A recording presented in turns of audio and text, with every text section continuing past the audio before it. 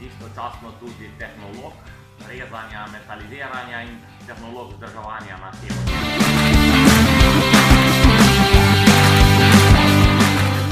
Z težavami ali pa z izzivi na tem oddelku.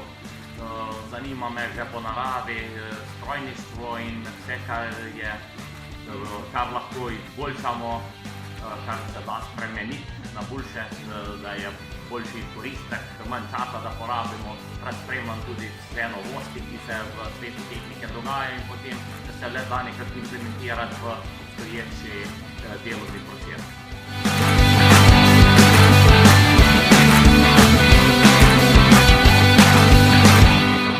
Vsekakor ima inoviranje prihodnost, ker za vsako inovacijo nekaj prihranimo.